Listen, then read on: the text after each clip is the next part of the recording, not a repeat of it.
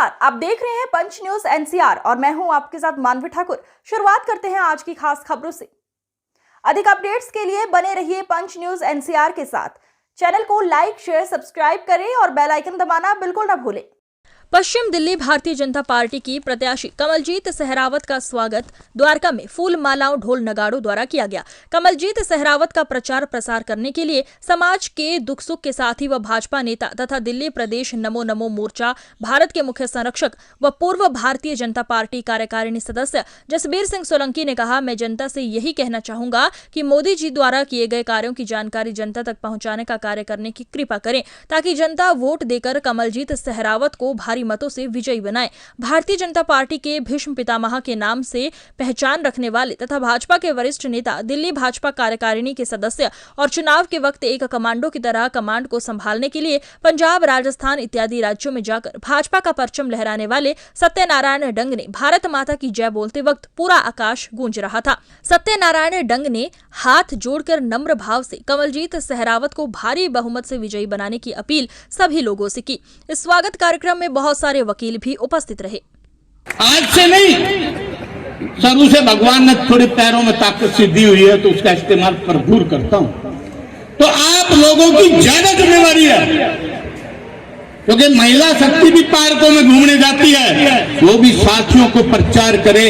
एक एक vote Bharatiya Janata party Narendra Modi ji को देंगे तो कोई दुनिया की ताकत नहीं। दिल्ली में पहले नंबर पर पहले वो रहे थे 5,78,486 वोट से 19 के चुनाव में आप लोगों की ताकत ने उनको जिता करके भेजा था।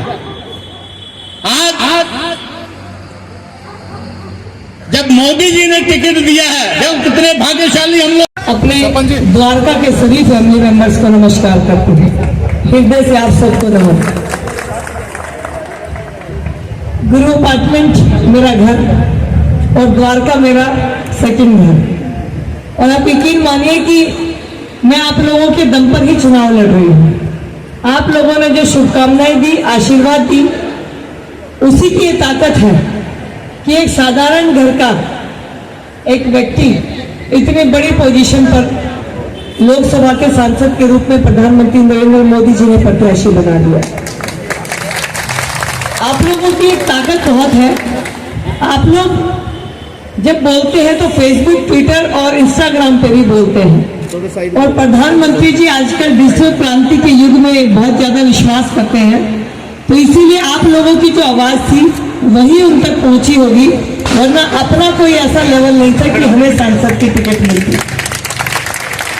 हमेशा द्वारका के ग्रुप में चर्चा होती थी कि हमारे बीच का क्यों नहीं, हमारे बीच का होगा तो हमारी बातों को समझेगा, और इसी बात को इस बार भगवान ने सुना और मुझे ये मौका दिया है। मैं आप लोगों की हृदय की गहराइयों से नतमस्तक को धन्यवाद करती हूँ जो आपने मुझे इतना स्नेह और समर्थन दिया है। 10 साल प्रधानमंत्री नरेंद्र मोदी जी के देश के कार्यकाल को हुए हैं।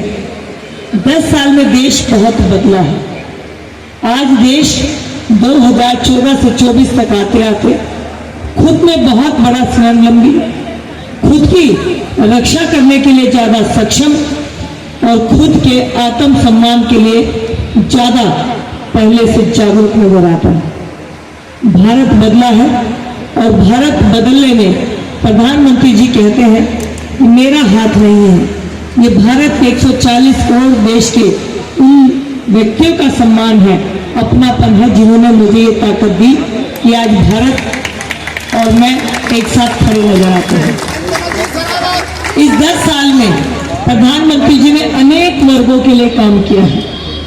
हालांकि वो वर्ग हमसे भगवान की दया से हम उनसे बहुत अलग हैं, लेकिन भारत तो भारत है। प्रधानमंत्री जी ने, आपको जानकर हैरानी होगी कि जब प्रधानमंत्री की शपथ ली और अगले हफ्ते में पूछा कि भारत के कितने गांव ऐसे हैं जहां लाइट नहीं है, तो उन्हें पता चला 18,000 गांव ऐसे हैं जहां लाइट नहीं है। और you will be surprised to know that the famous case of Ajanta and Ellora was also part of that 18,000. From our childhood we are listening, we are reading that these are the historic one. हमने गए भी होंगे वहां पर, but 2014 से पहले वहां पर लाइट नहीं थी। मोदी जी ने 1000 दिनों के अंदर उन्हें 18,000 गांव में लाइट भिजवाने का काम किया। हम आज भाग्य